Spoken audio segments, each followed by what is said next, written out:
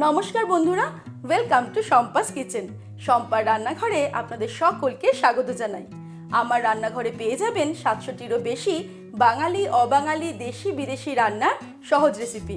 শুধু ইউটিউবে গিয়ে সার্চ করুন শম্পাস কিচেন, আর অবশ্যই আমার চ্যানেলটিকে সাবস্ক্রাইব করে নিন, আর বেল নোটিফিকেশনটা ক্লিক করে অল অপশনটাকে সিলেক্ট করতে ভুলবেন না।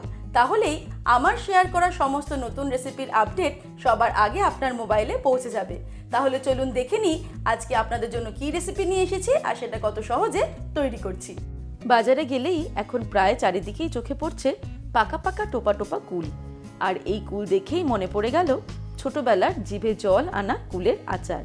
তাই ভাবলাম আজকে আপনাদের সাথে ছোটবেলার স্মৃতিজড়িত কুলের আচারের রেসিপি শেয়ার করি, যা বানানো খুবই সহজ আর অনেক দিন পর্যন্ত রেখেও খাওয়া যাবে। তাহলে চলুন শুরু করি। কুলের আচার তৈরি করার জন্য সবার প্রথমে আমি নিয়ে নিয়েছি 1 কিলো কুল। কুলগুলোকে 4-5 দিন ধরে রোদে শুকোতে দিয়েছি। দেখুন কুলগুলো কিন্তু শুকিয়ে গেছে। আপনারা যদি মনে করেন একটু বেশি পরিমাণে কুলের আচার তৈরি করে বেশ কিছুদিন ধরে রেখে রেখে খাবেন, তাহলে কিন্তু কুলগুলোকে এরকম 4-5 দিন শুকিয়ে নেওয়াটা খুব প্রয়োজন। আর যদি মনে করেন অল্প পরিমাণ কুল তৈরি করছেন, তাহলে আপনারা একদিন রোদে দিয়ে কুলের আচারটা তৈরি করে নিতে পারেন।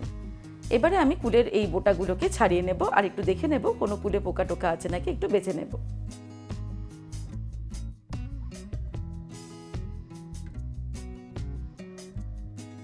এইভাবে সবকটা কুলেরই বোটা ছাড়িয়ে নেব আর এগুলোকে বেছে নেব।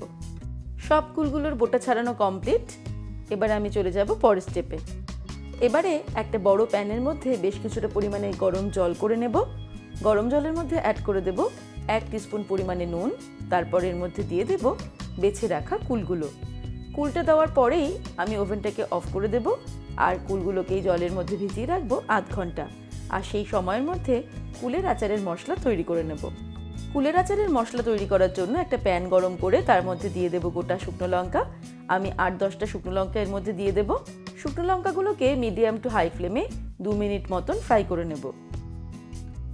2 মিনিট শুকনো লঙ্কাগুলোকে আমি ফ্রাই করে নিলাম মিডিয়াম টু হাই ফ্লেমে। এবার ফ্লেমটাকে লোতে রেখে বাকি মশলাগুলো অ্যাড করব। দিয়ে দিচ্ছি 1 টেবিল স্পুন পরিমাণে গোটা জিরে, মৌরি দিয়ে দেবো 1 টেবিল স্পুন, আর দিয়ে দেবো গোটা ধনে 2 টেবিল স্পুন পরিমাণে। এবারে এই মশলাটাকে লো ফ্লেমে ফ্রাই করতে হবে, নাড়তে নাড়তে, যাতে কোনো মতেই মশলাটা পুড়ে না যায়। আমি আরও 2 মিনিট মশলাগুলোকে ফ্রাই করে নেব লো ফ্লেমে।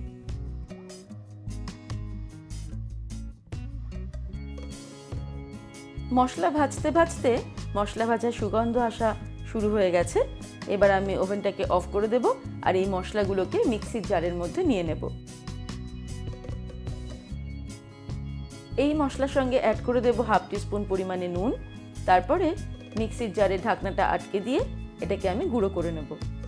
মশলাটা কিন্তু একদম মিহি গুঁড়ো আমি করব না, একটু ভাঙা ভাঙা গুঁড়ো করব, যাতে আচারে মশলাটা মুখে পড়লে ভালো লাগে।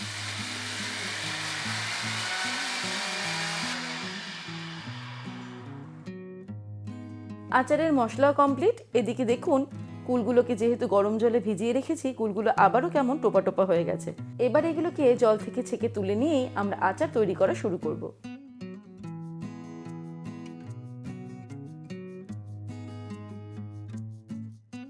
এবারে একটা প্যানের মধ্যে নিয়ে নিচ্ছি 1 কাপ পরিমাণে জল।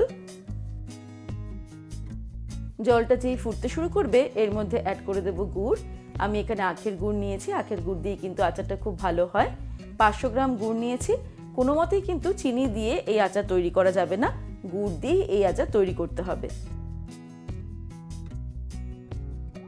এবারে হাই ফ্লেমে আমি এই গুড়টাকে নাড়তে নাড়তে জাল দেব, যতক্ষণ না গুড়টা সম্পূর্ণ জলের মধ্যে মিশে যাচ্ছে আর ফুটতে শুরু করছে। আমি 1 কিলো কুলের জন্য এখানে 500 গ্রাম গুড় ব্যবহার করছি। আপনারা কিন্তু গুড়ের পরিমাণটা কতটা মিষ্টি প্রয়োজন সেই অনুযায়ী বাড়িয়ে অথবা কমিয়ে নিতে পারেন। গুড়টা জলের মধ্যে সম্পূর্ণ গুলে গেছে, ফুটতে শুরু করেছে। এই অবস্থাতে মিডিয়াম ফ্লেমে আমরা গুড়টাকে আরও 5 মিনিট মতন জাল করে নেব। আরও মিনিট 5 আমি গুড়টাকে জাল করে নিলাম মিডিয়াম ফ্লেমে। মাঝখানে কিন্তু আমি বেশ কয়েকবার নেড়ে দিয়েছি, কারণ গুড় জাল দেওয়ার সময় একটু নাড়তে নাড়তে জাল দিতে হয়। এবার আমি এর মধ্যে কুলগুলো অ্যাড করে দেব।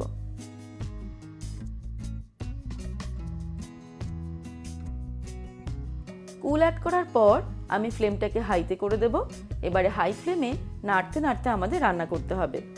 কুলগুলো যতক্ষণ না সম্পূর্ণ সিদ্ধ হয়ে যাচ্ছে এই গুড়ের মধ্যেই, আর গুড়টা ঘন হয়ে কুলের গা মাখা হয়ে যাচ্ছে, ততক্ষণ আমাদের নাড়তে নাড়তে রান্না করতে হবে। আমি প্রায় 15 মিনিট হাই ফ্লেমে নাড়তে নাড়তে রান্না করলাম। কুলগুলো সিদ্ধ হয়ে গেছে, কিন্তু গুড়টা এখনো সম্পূর্ণ ঘন হয়নি, তাই আরও কিছুক্ষণ আমাদের এইভাবেই নাড়তে নাড়তে রান্না করতে হবে হাই ফ্লেমে। আরও 5 মিনিট রান্না করলাম হাই ফ্লেমে নাড়তে নাড়তে। এবারে গুড়টা অনেকটাই ঘন হয়ে গেছে। এখন আমি এর মধ্যে অ্যাড করে দেব তৈরি করে রাখা আচারের মশলা। আমি 2 টেবিল স্পুন তৈরি করে রাখা আচারের মশলা এর মধ্যে অ্যাড করে দেব। তারপরে ভালো করে মিক্স করে নেব, আর যদি প্রয়োজন পড়ে আবারও কিছুটা মশলা পরে অ্যাড করব। ফ্লেমটাকে হাইতে রেখেই আমি এইভাবে মেশাচ্ছি আর নাড়তে নাড়তে রান্না করছি। এই সময়েই এর মধ্যে অ্যাড করে দেব 1 টিস্পুন পরিমাণে নুন, আপনারা স্বাদ অনুসারে দেবেন। তারপর আবারও ভালো করে মিশিয়ে নেব। ভালো করে মেশাতে মেশাতে আরও 2-3 মিনিট আমি হাই ফ্লেমে রান্না করে নিলাম। এবারে আমাদের কুলের আচার একদম তৈরি হয়ে গেছে। আমি ওভেনটাকে অফ করে দেব, তারপর ঠান্ডা হলে কুলের আচারটাকে সার্ভ করব। ব্যাস তৈরি হয়ে গেল আমাদের সকলের প্রিয় কুলের আচার। বাজারে কিন্তু এখন বেশ ভালো কুল পাওয়া যাচ্ছে, তাই আর দেরি না করে ঝটপট কুল কিনে এনে বাড়িতে এই সুস্বাদু আচার তৈরি করে নিন, আর ছোটবেলার মতন কুলের আচারের স্বাদ সকলের সঙ্গে ভাগ করে নিন। তাহলে দর্শক বন্ধুরা, আজকের এই রেসিপি আপনাদের কেমন লাগলো আমাকে ভিডিওর নিচে কমেন্ট সেকশনে কমেন্ট করে জানাবেন। ভালো লাগলে লাইক করার অনুরোধ রইল, আর বন্ধুদের সঙ্গে কিন্তু অবশ্যই শেয়ার করুন। ভালো থাকবেন, সুস্থ থাকবেন। আমি আবার হাজির হব নতুন নতুন রেসিপির সঙ্গে। নমস্কার।